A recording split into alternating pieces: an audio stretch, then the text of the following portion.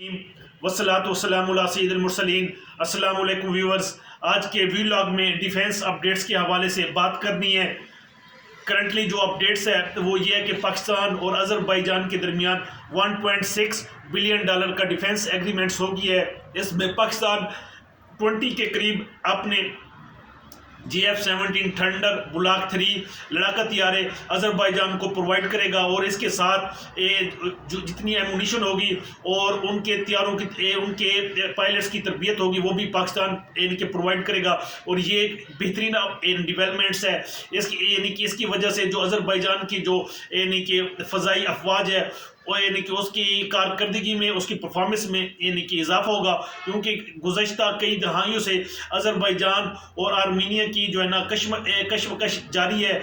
कि पिछले सालों में जंग भी हुई थी जिसकी वजह से एक तनाज़ा है और इस कि पाकिस्तान ने अज़रबैजान की काफ़ी इस मामले में सपोर्ट की है डिफेंस एग्रीमेंट्स करके, क्योंकि अज़रबैजान की जो एयर फोर्स है उसके पास गिनती के चंद MiG-29 एयरक्राफ्ट्स है और कि पाकिस्तान अपने पाकिस्तानी जो फाइटर जेट्स हैं इनके आने से उनकी जो फ़ज़ाइया और बरी अफवाज को दोनों को सपोर्ट हासिल होगी।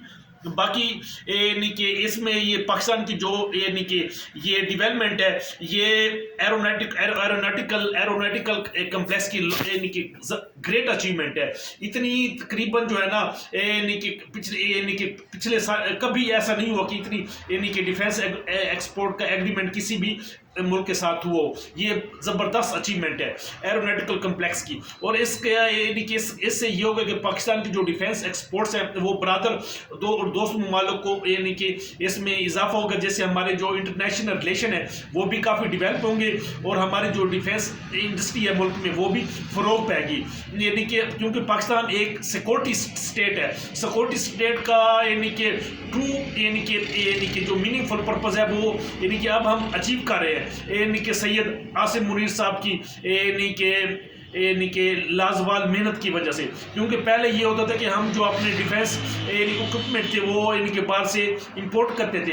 अब पाकिस्तान इस काबिल हो गया कि वो अपने शक्ति जो वेपन है वो बैरूनी दुनिया को एक्सपोर्ट कर सके और अपना नाम बना सके। इससे ये होगा कि पाकिस्तान का जो है ना पूरी दुनिया में वकार बुलंद होगा। और हमारे जो दूसरे जो नेबर कंट्री हैं वो भी अपनी डिफेंस एक्सपोर्ट्स को काफ़ी बूस्ट अप कर रहे हैं। तो आने वाले सालों में उनके जो एम्बिशियस टारगेट्स हैं वो 30 बिलियन प्लस के हैं पर एनम। और कम से कम हमारा 5 बिलियन US डॉलर का टारगेट पर एनम होना चाहिए और ये हमें अचीव करना चाहिए, क्योंकि हमारे पास जितने वेपन्स हैं इसमें जो एयर डिफेंस सिस्टम के हैं और बाकी जो मिलिट्री के हैं और नेवल एसेट्स हैं वो हम जो अपने ब्रदर ममालिक हैं उनको एक्सपोर्ट कर सकते हैं। वो हमारी सलाहियतों से फ़ायदा उठा सकते हैं। आज के व्लॉग में इतना ही। मज़ीद अपडेट्स के लिए मेरे चैनल को सब्सक्राइब कीजिए। वस्सलाम, शुक्रिया।